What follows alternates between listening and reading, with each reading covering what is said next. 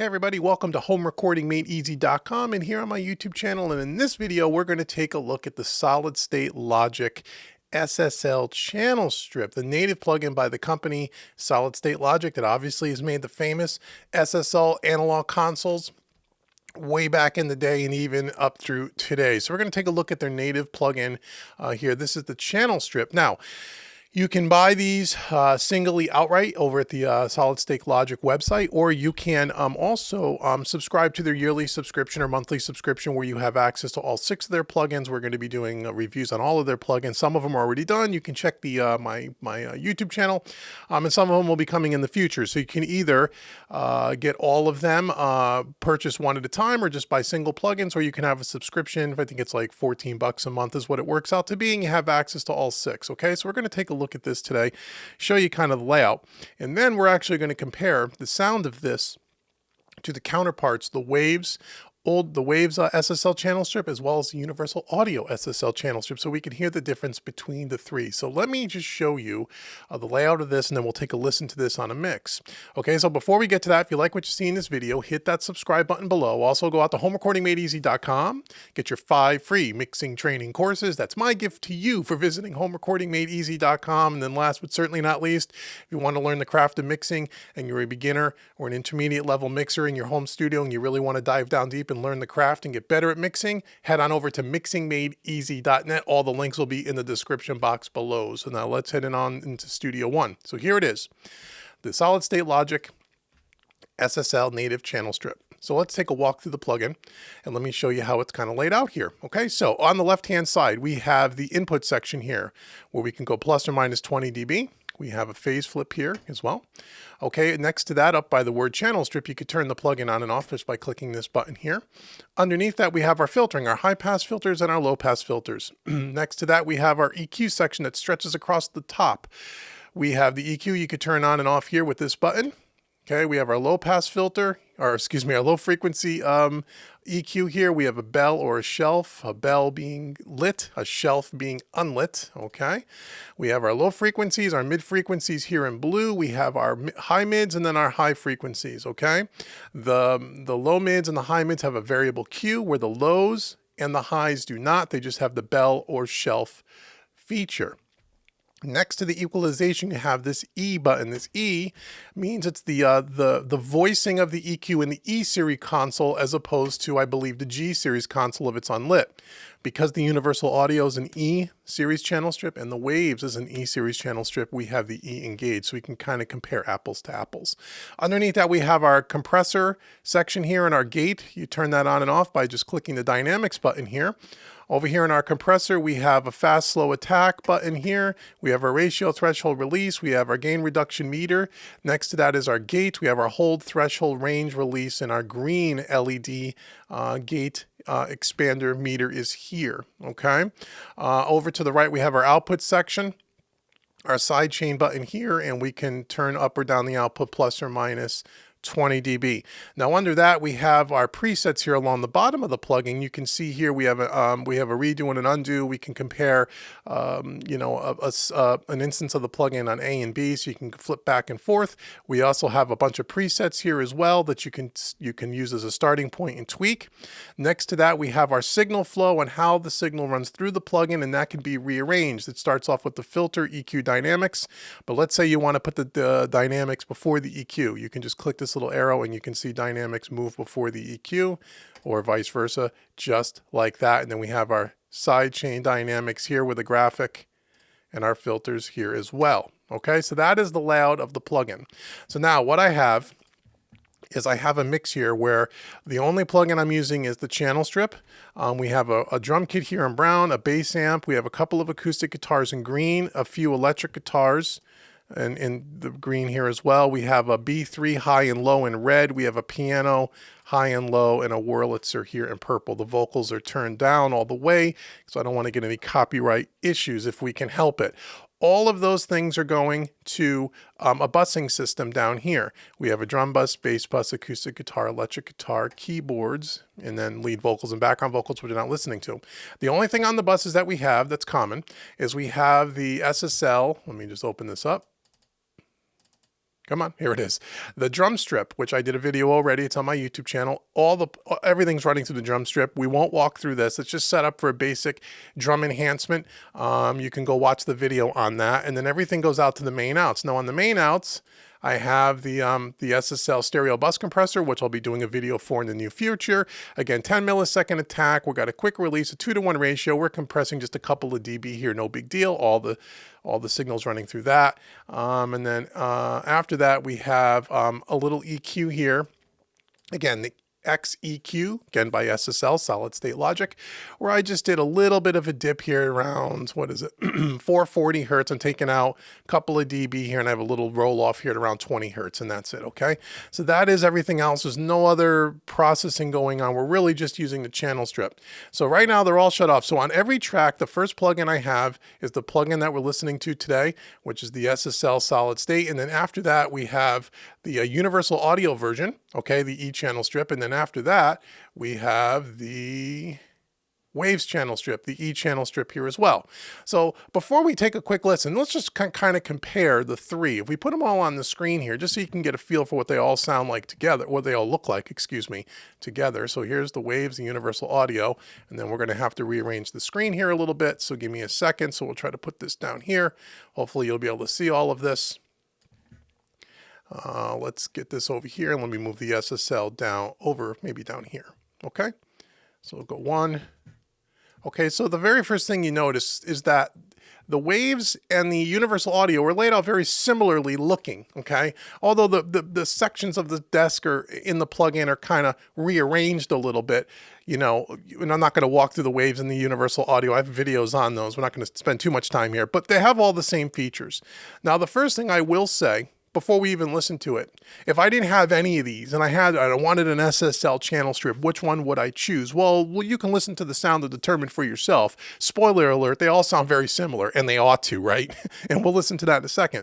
But just from a GUI standpoint, I really like the SSL solid state logic one, the one right here, the native one we're looking at today. Why? Because it's laid out a lot easier. It's a bigger GUI. It's easier to see. Okay. And what I like about it is as you hover over the encoders, you can see the values, and you can also, I think, if you just double click, you can type it in there, manually type, if you want to get very, very accurate on how much you want to take out as far as dBQ and all of that stuff, which is really, really cool. You also have the opportunity to easily switch the order of the way the signal flows in the plugin, which you can do on the other ones as well, but it's just a much easier plugin to look at, especially if you got a screen here. If you're sitting a little further away from the screen, this is much easier to kind of see, which is kind of neat. When you look at the Waves, although you still have, when you hover over it, you still have the encoder where you see the value and you can double click and you can type in there, like right here. But the thing is, it's much smaller than what's on the solid state logic. And this is an older plugin too. Remember, this is the oldest plugin of the three, the Waves one. This is probably 10, 12 years old by at the recording of this video. So it's a little bit different, smaller GUI. The universal audio, again, a little bit bigger, a little bit easier to see. But again, what I don't like about the universal audio compared to the other two is that you don't have you can't, when you hover over the encoder, you don't see the value of what you're turning it to, and you can't double click on it and type it in. You kind of got to just do it by ear. So it's a little less accurate in that respect, which is okay. On a real desk, you don't have that. You just kind of turn it until it sounds right. Okay, so that's not a big deal, but just something to keep in mind there. Okay, so when you look at the three, I kind of like the solid state logic. If I'm just from a pure GUI standpoint, easier to see. Everything's a little bit more spread out. It's a bigger plugin, obviously, which may, if you're on a much smaller screen like a laptop, that might be an issue for you, but you may like the other two instead. But from a use standpoint, easy on the eyes, the solid state logic, I think, wins in that particular category.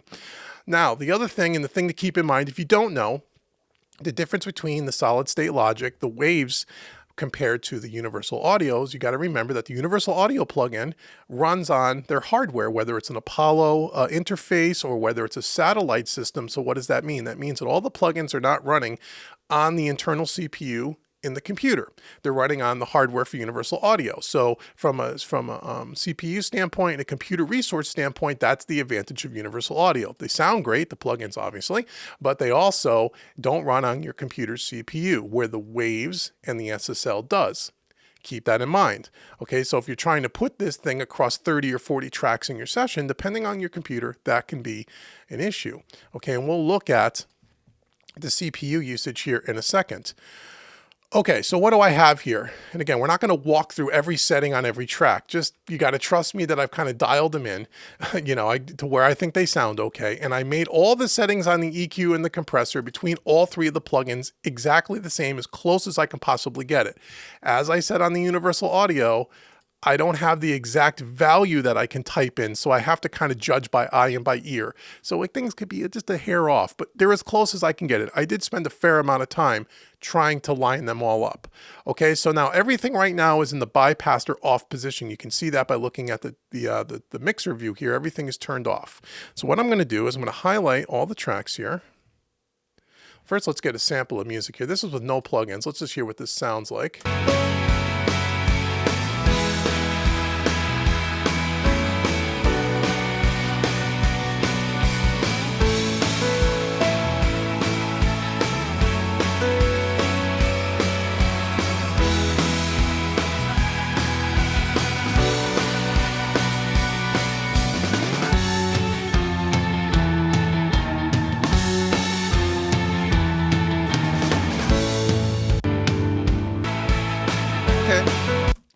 No plugins at all turned on. The only thing that's turned on is the drum channel strip on the drum bus, and then the two on the master bus. Okay, so now what we're going to do is we're going to highlight all the tracks here, and I'm going to turn on the SSL version of this plugin.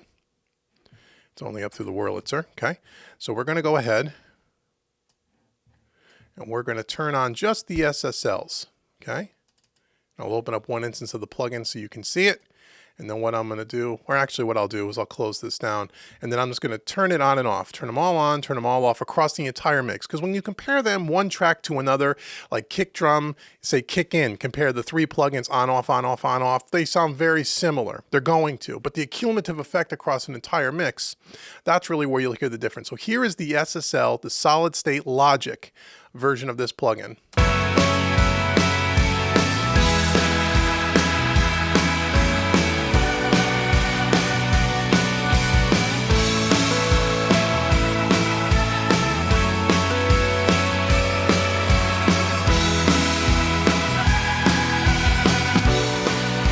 No processing.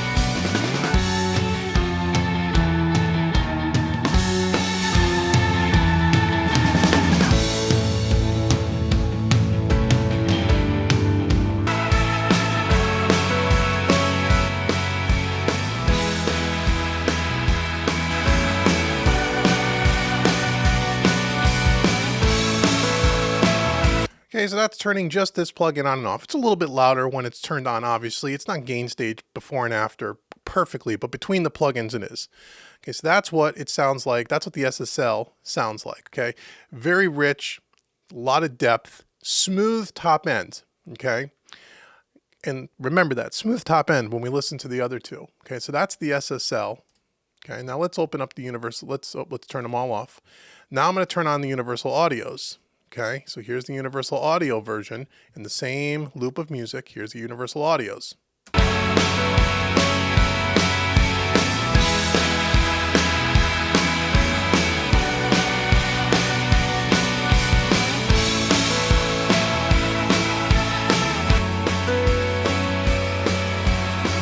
No processing.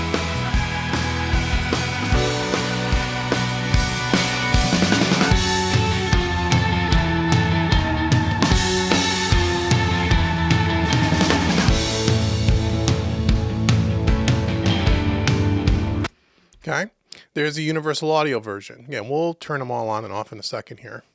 Okay, so what do I hear differently between the universal audio and the SSL? To my ears, the universal is a little bit brighter. EQ settings are exactly the same. Now again, they're all going to sound a little different because they model different consoles, so they're not going to be identical. They shouldn't be.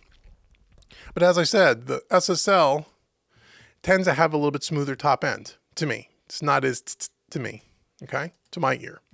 Now let's listen to the waves. So we're going to turn all these on if we open this up. Okay, here's the waves channel strip. Okay, now this is the oldest one of the three from a development and a modeling technology and the tools that they had back in that day compared to the ones that they've done more recently. just keep that in mind. So we're going to turn them all on. Well, we'll start with them off and we'll kick it in. Same piece of music. Here we go.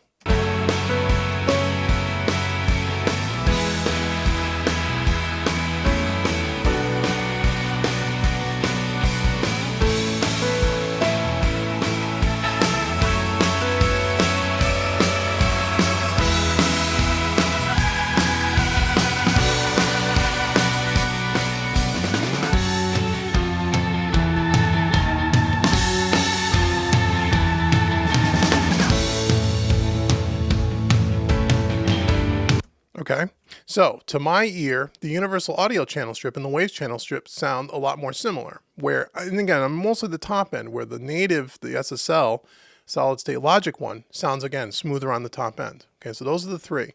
So now what I'm going to do, and you're going to need to keep your eye on the power button here. Okay, so the first plugin, the top row, the very first plugin is the one that we've been talking about, the solid state logic version. The second plugin is the universal audio version. And the third plugin is the waves version. Okay, so I'm going to keep them all up on the screen here again, and I'm going to start with we're going to turn them on and off one at a time, so you can hear the comparison between all three. Okay, so I'm going to put this one on the bottom somewhere, and then we're going to open up this one here.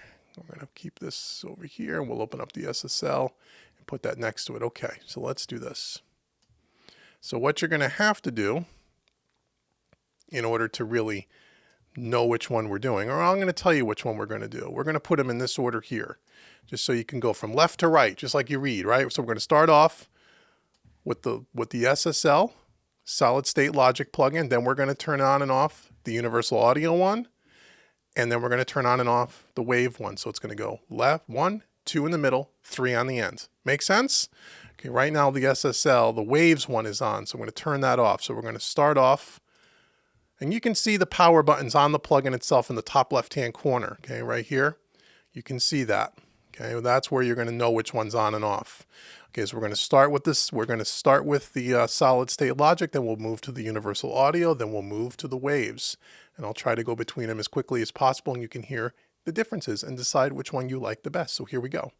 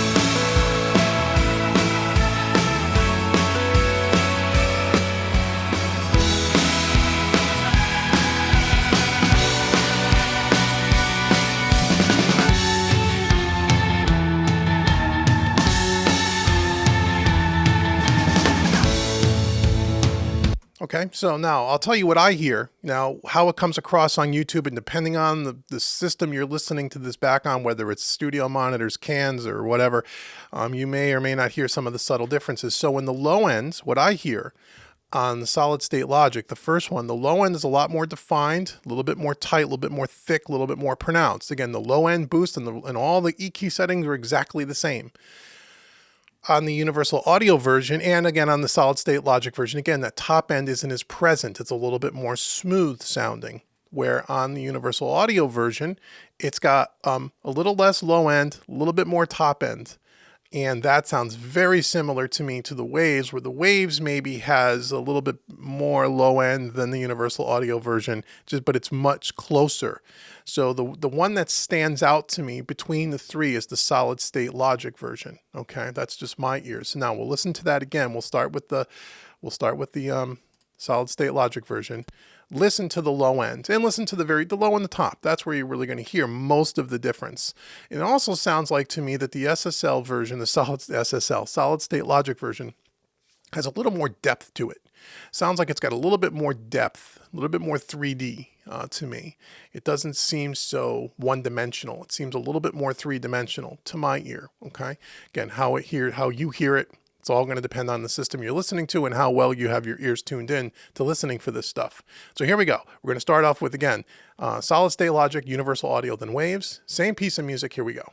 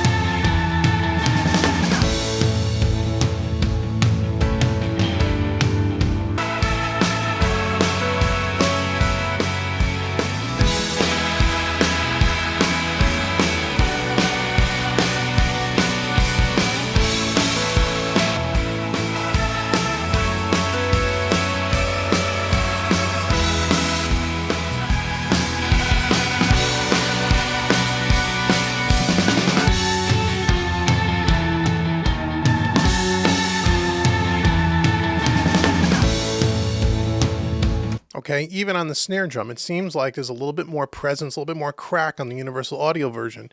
Again, now all of this can be, adjusted for by just adjusting some EQ, right? If you wanted a little more bottom end in the UA plugin, you just turn up the bottom end more. If you want a little less topping, you turn down the top end more. The goal of this wasn't trying to get them sound exactly the same. The goal was to try to set them up at the same settings and just see what they sound like, okay? You can get all of these to sound almost identical if you really wanted to tweak them in. Once again, depending on the console itself, the physical unit that they modeled, it's all going to sound just a little bit different. That's the whole point of these plugins. They're not going to sound exactly the same. Okay, so that is the difference between the three sounds. You could choose which one you tend to like. In my opinion, again, and I have all of them. This is not a sponsored video. No one has given me any of these plugins. I've paid for all of these. If I was starting off personally and I didn't have any one of these, I would say I tend to like this one here a little bit better. It's got a little bit more 3D depth to my ear. The top end, again, is smoother. The bottom end's a little bit more tight and compact and sounds a little bit more, with a little more depth than the other two. However, as I said, the thing about universal audio is that the plugins run on its own DSP, not internally to your computer. So now let's just take a look at that. And that's going to kind of eliminate from this part of the discussion the universal audio because it doesn't run on the internal CPU. So let's just take a look at these other two. Let's look at CPU, okay? Now let's look and see how many instances of this plugin that we have on here. I believe we have 18, 20, 24. We have 24 instances of this plugin across the mix. So let's open up our performance monitor here and let's just see where we are. Okay. Right now we're at 7%, nothing's playing. Let's go ahead and let's play back the SSL and let's see what's happening on our performance, our CPU monitor, okay?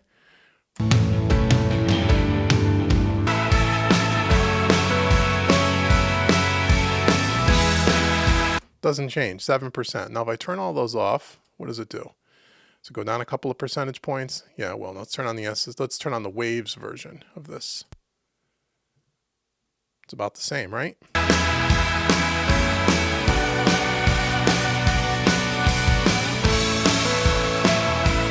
5%. Okay, so from a CPU perspective, they're the same, which is pretty remarkable because, again, the SSL version is an older plugin. It's 10, 12 years old at this point. The way they modeled it and the technology and the ability to how they would model these analog consoles was much different than it is today. You tend to find that the newer plugins, it's going to have a little bit more detailed, a little bit more accuracy, maybe a little bit more of the, under the hood, a little bit more accuracy maybe, because the technology is probably better today. However, but they're also able to do it with using less CPU today. So that's interesting. It takes up about the same amount of CPU. Now, conversely to the universal audio version, again, as I keep saying, it runs off the DSP. It doesn't run on the DSP in your computer. It runs off, or the CPU runs off the DSP in the hardware. So now if I were to open up my little UAD meter here, where is it? There we go. Okay, so as you can see, And again, this will right now, and I have a large universal audio system. To put this many instances of the plugin, it takes up almost 50%, 46% of my available DSP. And I have a large system where I have 5 different units of DSP. I have a dual core Apollo. I have 2 quad satellites and 2 octos, and this has taken up 46% of the available DSP. So from a DSP standpoint or CPU standpoint, the universal audio is a much bigger hog as far as how much it takes. Now, some people can say, well, you know, the universal audio version, the way they model it, it's a lot more detailed. They model the input stage, the preamp, the output. It's just a more accurate, you know, that'll be the argument. You know, I don't know that that's true, but anyway, in the end, what does it sound like? So if you have a universal audio rig, especially if you have a small universal audio rig, like just a quad core or a dual core. One of the problems with universal audio is if you want to set up your studio like an analog console, and you want to put 24, 26, whatever we said it was, across the entire mix, if you have a small system, you couldn't do it. You have to have a large system to put this many channel strips on here, where maybe you're using universal audio for things like, you know, 1176 compressors and Pultec EQs and some of the ones that have LA2As, some API stuff, non-channel strip plugins, which take a lot less DSP. And maybe for channel strip, if you're a channel strip user, maybe you're dropping into something like this, because this will not take up a ton of CPU. I think this plugin on its own is $200 US. You'd have to check their website for current pricing. But for the same price, this plugin from just buy it as a one-off costs the same amount of money if you bought this from Universal Audio. It's about $250. Okay, so again, something else to keep in mind. Okay, so that is the comparison between the 3 channel strips, between the solid state logic, the Universal Audio, and the Waves channel strip, which when you like, go back and rewatch the video and listen to the sound examples. Again, you could demo all of these plugins. If you have a UA rig, you can demo the SSL, you can demo the Waves, you can demo this. I suggest, depending on the style of music that you're doing, go ahead and demo all of them and check them out and do the side-by-side comparison yourself. Because again, I don't know how it always comes out across YouTube with the sound, the quality of the audio. But again, compared to all 3, if I had to pick one, and if you took away the, you know, the DSP versus the CPU and all that stuff, if I had to pick one, which one would I pick? I would pick this one out of the 3. And this is a relatively new plugin to me. I've always really went back to the UA plugin because I've always felt that that one sounded better than the Waves to my ear. And those two sound very close similarly to my ear. This seems to have a lot more depth to it. I also like the fact, again, that it's large enough that I can see what the hell's going on the GUI. It's not so tight like the Universal Audio and the Waves. I like the fact that I can see by just hovering my mouse over the encoder what value I'm at, and I can double click on the encoder and I can type in a value if I chose to. I can't do that on the UA. Again, the whole point of the UA is just use your ears. Again, that's all personal preference. I'm not saying one's better than another. Just one thing to keep in mind. And again, with this SSL, you can do a monthly subscription, kind of like the Slate Digital stuff. That's the way a lot of these plugin companies are going today, or you can buy it outright. If you use the subscription, you're paying $140 a year if you do the yearly subscription, but you get access to all 6 of their plugins. Where on the UA, you buy it once and you have it forever. So that all really depends on what you want to do there as well, from a cost perspective and how you want to purchase it. But strictly from a sound standpoint, I tend to like this a lot. This is a really nice plugin. And what I'm finding is all 6 of the plugins in the pack that you get from Solid State Logic are really, really good. And again, there'll be some more videos on some of the other ones in the future. I'm really digging this one. I love the drum strip, and the saturator's really cool as well. And they have a vocal channel strip, all really good plugins. SSL did a fantastic job, and they should. They're the originators of the original console. They know better than anybody what these consoles and what these plugins should sound like. So I hope you enjoyed this video, taking a look at the Solid State Logic channel strip. For more videos like these, make sure you hit that subscribe button and hit that notification bell. And once again, go out to homerecordingmadeeasy.com, get your 5 free mixing training courses, check out mixingmadeeasy.net, and check out what I have going on over there. And I will see you in the next video. Take care.